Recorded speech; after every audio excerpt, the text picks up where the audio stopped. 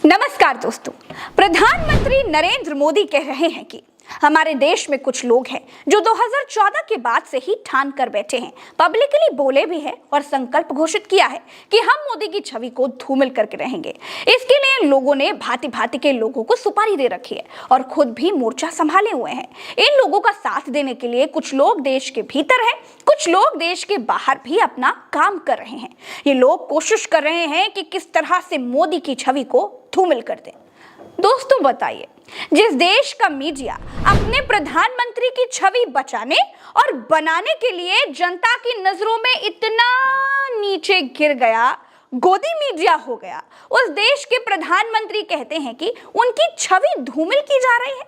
और ये छवि धूमिल करना क्या होता है जी? देश ने आपको काम करने के लिए चुना है, देश ने आपको देश की सेवा करने के लिए चुना है, देश ने आपको प्रधानमंत्री चुना है, ना कि छवि बनाओ आंदोलन अध्यक्ष। तो पहले तो आप अपना रोल पहचानिए, आप प्रधानमंत्री हैं। आगे प्रधानमंत्री जी कहते हैं कि भारत के गरीब, भारत का मध्यम वर्ग, भारत के आदिवासी, भारत के दलित, पिछड़े, हर भारतीय आज मोदी का सुरक्षा कवच बना हुआ है। और इसीलिए ये लोग बौखला गए हैं, ये लोग नए नए पैंतरे अपना रहे हैं। 2014 में उन्होंने मोदी की इमेज, मोदी की छवि धूमिल करने का संकल्प लिया। अब इन लोगों ने संकल्प ले लिया है, मोदी तेरी कब्र खुदेगी। इनकी साजिशों के बीच आपको, हर देशवासी को देश के विकास पर ध्यान देना है, राष्ट्र निर्माण पर ध्यान देना है। प्रधानमंत्री आपको बनाया गया है, राष्ट्र के विकास पर ध्यान आप दीजिए। महोदय, जनता अपना टैक्स तो चुसवा ही रही है, हम वोट भी आपको दें, प्रधानमंत्री भी आपको बनाए, देश के विकास पर और राष्ट्र निर्माण पर ध्यान भी हम ही दें। तो आपको प्रधानमंत्री क्या भाषण देने के लिए बनाया गया है? आपको प्रधानमंत्री क्या रैली करने के लिए बनाया गया है? आपको प्रधानमंत्री क्या कंपनियां बेचने के लिए बनाया गया है? आपको प्रधानमंत्री क्या 4 बार कपड़े बदलने के लिए बनाया गया है? या फिर आपको प्रधानमंत्री विक्टिम कार्ड खेलने के लिए बनाया गया है? क्या समय आ गया है दोस्तों, प्रधानमंत्री देश के विकास की टोपी जनता पर ही रखकर खुद दुखियारे बने घूम रहे हैं। गजब है भैया। जैसी बातें देश के प्रधानमंत्री कर रहे हैं, ऐसी बातें 4 साल का बच्चा भी नहीं करता है।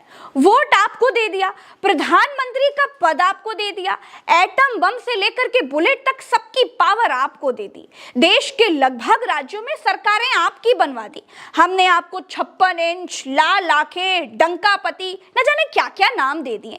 यहाँ तक कि इस देश में भगवान के बाद आपको सबसे शक्तिशाली आदमी बना दिया। सेना से लेकर सेवक तक सब आपके इशारे पर नाच रहे हैं। फिर भी आप बता रहे हैं कि आपकी कब्र खोदने का संकल्प कुछ लोगों ने ले लिया है। अरे तीर, तलवार, असलहा सब कुछ आपको तो दे दिया है, फिर भी आप मन से रोना रोने आ गए।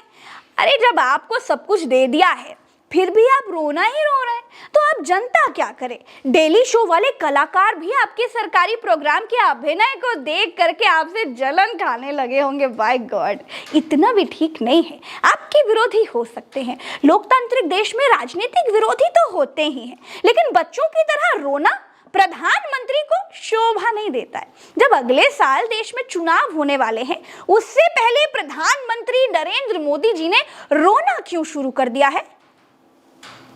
सोचिए जरा। इससे पहले प्रधानमंत्री तब जिंदा वापस आ पाए थे जब पंजाब में चुनाव थे। चुनाव से ठीक पहले ही मोदी जी पर संकट क्यों आ जाता है? गौर करने वाली बात है। भारत में सेना का शासन भी नहीं है, भारत के प्रधानमंत्री तो इमरान खान भी नहीं है, भारत तो पाकिस्तान भी नहीं है, फिर भी मोदी जी खुद को खतरे से घिरा हुआ बताते हैं। ऐसा प्रधानमंत्री दिखा रहे हैं जैसे ये डोकलाम में भारत चीन की सीमा पर खड़े होकर के पहरा दे रहे हो। इतना रोना तो पाकिस्तानी प्रधान